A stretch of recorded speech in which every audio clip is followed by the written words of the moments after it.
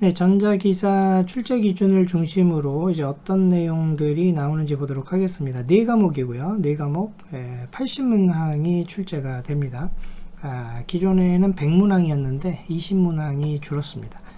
첫 번째 과목 전기 자기학인데요. 이거는 뭐 전기 기사 시험도 마찬가지고 여기 전자 기사도 마찬가지고 이 과목은 완전히 똑같습니다. 변한 게 하나도 없고요.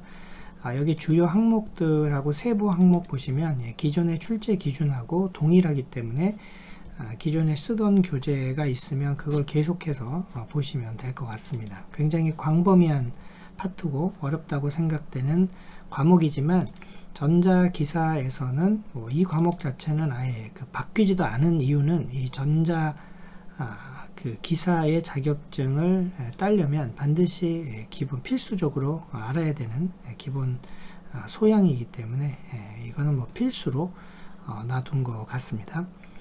자, 그 다음에 이제 나머지 세 과목을 보면은요. 첫 번째 과목이 이제 디지털 응용 회로고요. 그 다음이 전자회로 설계예요. 전체적인 좀 스토리를 한번 보세요. 그러니까 이 플로우를 보시라고요. 그러니까 제일 처음이 전기 자기학적인 지식을 갖췄다. 그 다음에는 전자기사라는 건 뭐냐면 어떤 구체적으로 오디오면 오디오 어떤 시스템을 만들고 그 시스템을 그러니까 시스템 전반에 걸쳐서 여러분이 미리 설계를 하고 기획하고 그 다음에 구현해서 시뮬레이션하고 검증하는 거잖아요. 그러니까 제품을 이제 그 시장에 내놓는 거잖아요. 그렇기 때문에 제일 처음에는 디지털 응용회로 디지털 쪽에서 갖춰야 되는 지식, 그 다음에 이제 전자회로 설계, 아날로그도 포함해서 앞에 있는 디지털과 함께 구체적으로 전자회로를 설계하는 그런 데 필요한 모든 지식들을 다루고 있는 거고요. 그 다음에는 이제 검증이에요. 설계만 할 게 아니라 그 다음 시뮬레이션도 해야 되고 그 다음에 PCB 아트워크를 가지고 PCB로 만들어야 되고 그리고 측정해서 검증도 할 수 있어야 되는 거니까 이게 전체 내용입니다. 그래서 첫 번째는 디지털 응용회로 회로가 크게 디지털 아날로그가 있기 때문에 일단 디지털 쪽에 전반적으로 갖춰야 될 지식들을 다루고 있는 거죠. 그러니까 디지털 응용 회로에서는 보시다시피 게이트부터 시작해서 디지털 회로 전반적인 내용들을 쭉 물어보고 그 다음에 어떻게 돼요? 이 디지털 장치가 그 결과물을 처리한 내용을 외부에 표현해 주어야 되기 때문에 당연히 디스플레이가 있을 거고요. 이 디스플레이부를 어떻게 설계할 것인가, 그리고 이 디지털 회로가 아날로그 그럼 아니면 또 칩과 칩 사이에 여러 가지 인터페이스 문제가 존재할 텐데요. 그 인터페이스에 관련된 그 이론, 그 다음에 사양, 그 다음에 인터페이스 특성, 호환성 이런 것들에 대한 전반적인 지식을 물어보고 있습니다. 하드웨어적인 요소가 있다라고 하면 당연히 소프트웨어적인 요소가 있죠. 이제 프로그래밍 언어 혹은 어셈블러 이런 것들을 이용해서 우리가 그 펌웨어를 설계를 해야 되기 때문에 그런 펌웨어를 설계하기 위해서는 기본적으로 마이크로 프로세서에 대한 기본적인 지식이 있어야 될 거고요. 그 다음에 그 개발 환경, 크로스 컴파일러 환경이라던가 아니면 프로그래밍 언어라던가 이런 것에 대한 기본적인 지식도 있어야 되겠죠. 여기서 말하는 프로그래밍 언어는 구체적으로 C 언어가 되겠습니다. 펌웨어나 마이크로 프로세서 쪽이라면, 그죠? 그 다음에 당연히 프로토콜도 알아야, 그 통신 규격을 알아야 우리가 설계를 할 수가 있기 때문에 이런 내용까지 다루고 있습니다. 이렇게 해서 이제 디지털 응용은 이런 내용을 중심으로 이루어지는구나 보시면 되는 거고요. 그 다음에 전자회로 설계에서는 어떻게 돼요? 설계는 이제 여러분이 수동소자, 능동소자 이런 것들을 써서 전반적으로 회로를 설계하는 데 필요한 기본 지식을 다루고 있는 거니까요. 제일 처음에 일단 부품을 선정해야 되고 이 부품의 그 중요한 부품의 대부분이 반도체 기반 부품이기 때문에 반도체 기본 이론을 좀 아시고 그 다음에 이제 부품들 BJT, FET, 특수반도체 이런 것들 당연히 알아야 되겠죠.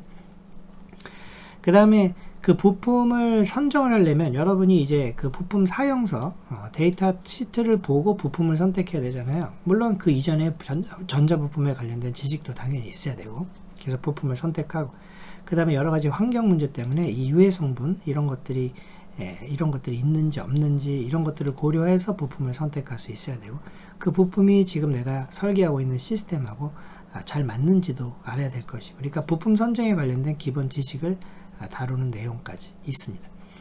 그 다음 어떻게 될 것 같아요? 이제 그런 부품이 선정이 됐으면 그걸 가지고 이제 하드웨어를 꾸며야 되잖아요.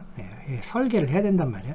설계도 이제 기능별로 뭐 전원부를 설계한다던가, 아니면 뭐 증폭부, 오디오의 증폭부를 설계한다던가, RF 쪽을 설계한다던가 하는 기본 지식들이 쭉 나와 있습니다. 그러니까 기존 과목으로 얘기하자면 전자회로에 대한 기본 내용들이 다 있는 거고요. 외부 세계와의 어떤 접촉을 위해서 센서부가 필요하겠죠. 외부 세계를 인식하는 장치들이기 때문에, 그럼 센서가 나오면 당연히 여기 변환기, ADDA 변환기가 있을 거고, 그러니까 여기는 이제 그 아날로그 회로에 대한 전반적인 내용들을 다루고 있고, 이 아날로그 회로를 이해하기 위해서 기본적으로 갖춰야 될 지식이 회로적인 지식이잖아요.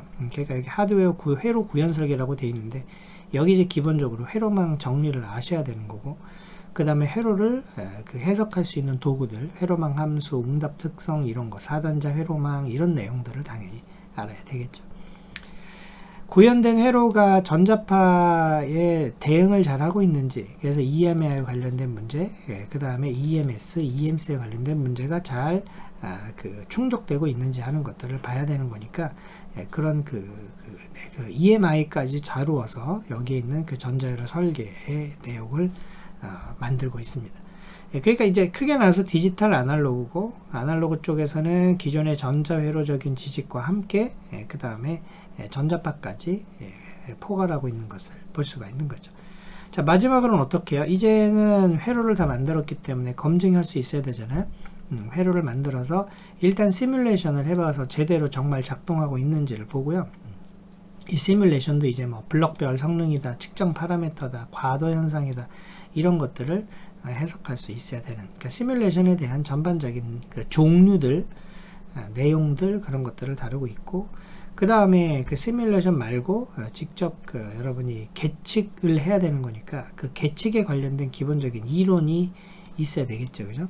그리고 실험 장비에 관련된 지식이 있어야 되고, 그런 것을 다루고 있습니다.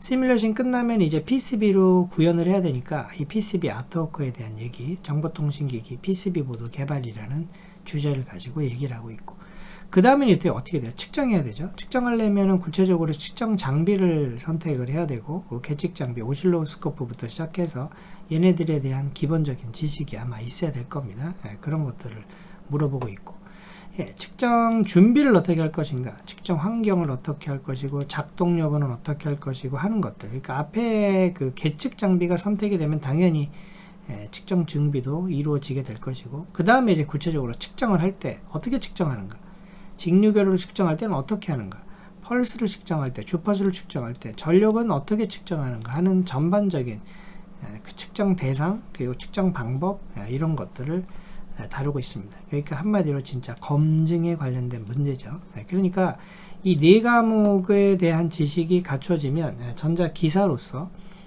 어떤 특정한 시스템을 고객의 요구사항에 맞게 기획하고 설계하고 구현해서 검증하는 그런 어떤 능력이 있다라고 이제 보는 거죠.